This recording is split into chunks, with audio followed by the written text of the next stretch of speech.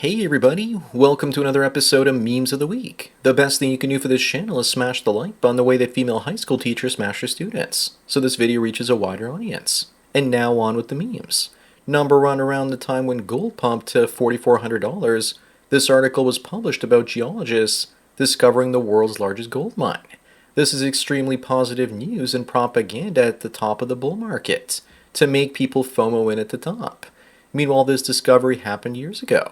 It was brought back to headlines to get people hyped. Never chase an asset like gold, stocks, or Bitcoin when they've already had a massive run-up.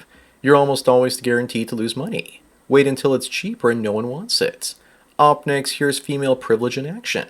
This woman was sentenced to 15 years for trafficking minors as their pimp, but will only be serving 6 years. If this was a man, he'd be in jail for decades. It's not only about female privilege, but it's also black privilege as well. If I was a male pimp, I'd be hiring a woman like this to be my front madam, because I know she'd be going away for a lot less time for doing so. But knowing women, they can't take accountability, so she'd probably rat me out. Number three, and speaking of gold, people are saying the price is rising in part because of the debasement trade, and that the US dollar is going to collapse. And they point to China buying up all the gold. To get people to buy something that's overpriced and about to crash, you need to spin a positive narrative. How do you know that China isn't just making these numbers up while buying long paper contracts to profit off the news? Be careful of market manipulation. Moving on, the Nintendo Entertainment System came out 40 years ago in America, and I still have one. I found one complete on the side of the road in a box about 15 years ago. It still even has the Toys R Us price sticker logo on it. Unfortunately, it's one with the orange zapper. The first game I ever got from mine in the 80s was Legend of Zelda. And back then you had to explore to find all the secrets. Today you can just look up where to find everything on the internet. Number five, here's someone attacking the idea that iPhones could be manufactured in America, saying that it would cost 30 grand to make one. This is crazy town and hasn't Newswire ever heard of automation and humanoid robots eventually making them. But the leftists won't like communist China losing money and no workers being paid to make them in America. Also, if iPhones are too expensive to be made locally, then people will just go and fly out to other countries to get their Samsungs and other phones. Up next, don't you wish that you could actually trust your governments as much as she trusts this dress not to have a wardrobe malfunction? Although I don't know about you, but I wouldn't mind. This is either AI or that dress is most likely steel reinforced. Then again, I wouldn't be surprised if it's glued on and she just cheats like the governments. I also know I'm not supposed to like big knockers like that, especially when they get older. But I can't help myself but only be attracted to women with at least C cups. Number seven, they say that giving birth is considered the second most painful human experience. My guess is that the most painful is getting married for a man. While that sounds funny and it is painful, according to women who have given birth and had kidney stones, they say the kidney stones are the worst. I've had kidney stones and there's nothing like screaming in pain in a hospital while people are looking at you like you're crazy. The only thing more painful was having a catheter pulled out of my swing. Moving on, great news from China where they changed the laws to make sure that the wife doesn't get any of the husband's property after a divorce. And they will share custody of kids too. No more divorce grape in China. Turd-flinging monkey seems to think that China will be the first country to take women's rights away, probably due to falling fertility rates. If they do and get their fertility rates up, then the rest of the world might have to follow their lead. Number nine, meanwhile in the United States, the White House sounds the alarm bells over U.S. fertility rates. But nothing will happen except the rates will keep falling. Instead of taking women's rights away, we just need to develop artificial wombs and robot nannies. Eventually women will have less kids than men, and men will outnumber them 10 to 1. In the future, having a kid will no longer be something associated with love, but it'll be more about logic. Up next, which way young PhD men? I choose the one on the right, just without the tattoos. But then again, when I saw full body shots of her, she kind of looked flabby and bottom heavy. So maybe the girl on the left would be a better choice after all. She just needs to move that book out of the way so I can see something. Again, you just know that this so-called Dino Mommy will probably start an OF page to cash in all the free attention that she's been receiving lately.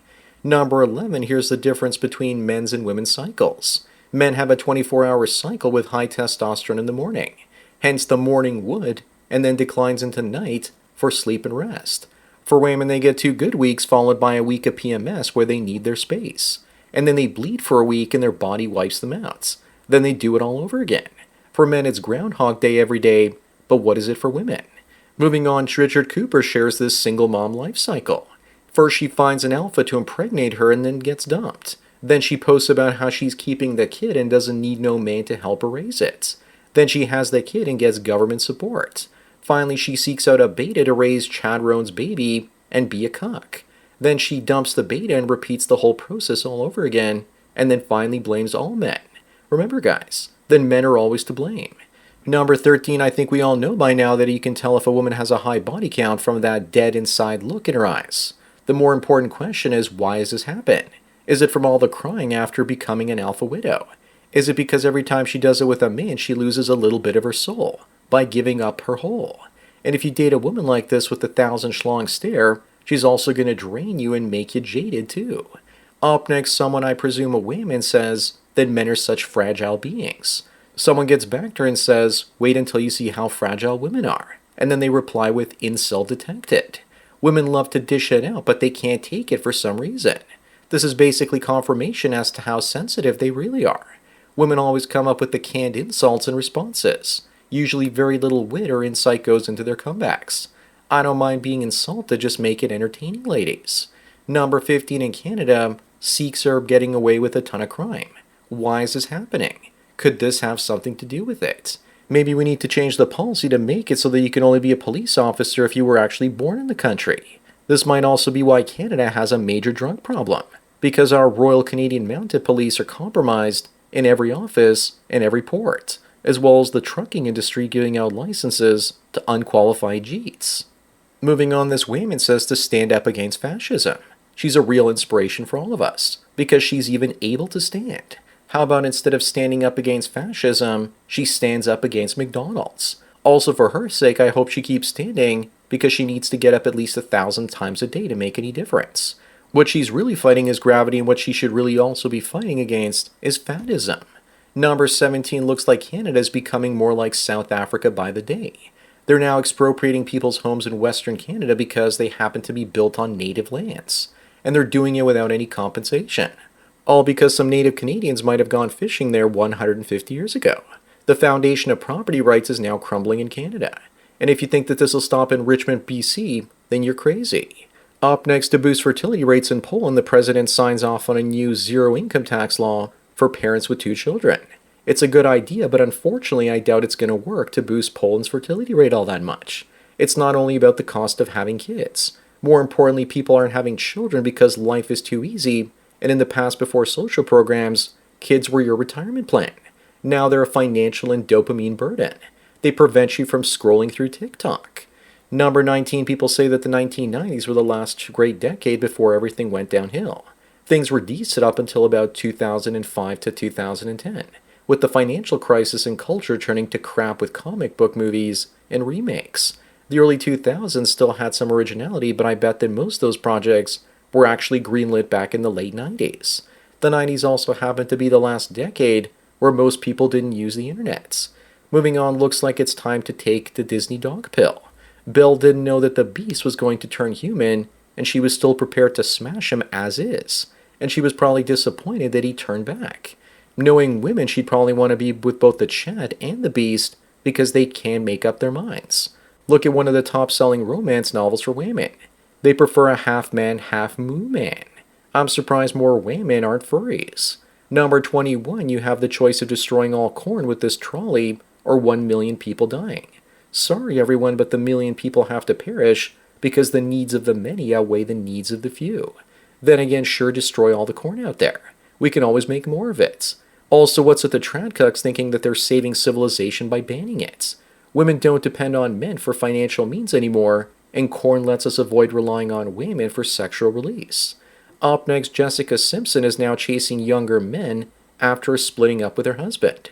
Why do women start looking so unattractive around the age of 40?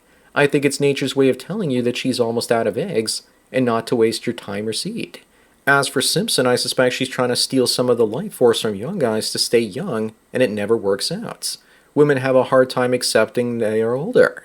At least she's not crazy like Britney Spears. Number 23, what happens when your life sucks? You build a time machine so you can go back and fix it. Funny enough, I've had warnings in my dreams 3 times about the women I was with, and I dumped them because of those. You don't need a time machine to change the future. All you need to do is see the future with precognitive dreaming. Philip K. Dick, the science fiction author, is the only other person I've heard of having the same or similar experiences to me. Moving on, New York Mirror hopeful Zoran Mamdani says that the NYPD shouldn't respond to domestic violence charges. So he's either going to take women's rights away or he's imposing Sharia law. But truthfully, women are just as violent as men are. That means there'll be a lot of guys out there suffering from battered husband syndrome too. Socialists in New York are dumb. They think they're voting for a lefty but could be voting for a radical. Number 25 and the last one, Kendall Jenner, somehow tricked all of us into making us believe that she's the natural looking one in the family. Makes you wonder how much the lip, nose, cheek, and other surgeries have actually cost her. Getting all that fat sucked out of her face makes her look like a trans woman. I can understand the smaller nose and bigger lips. Hell, she even looks like she got a smaller jaw, but I can't forgive her for the lack of facial fats. So that's it for another Memes of the Week. Please give this video a like to push it up in the algorithm, and so new viewers can find it. If you enjoy this series and want me to keep making it, then donate it to PayPal and Subscribe Star links. Anyways, enjoy the rest of your day, and cheers.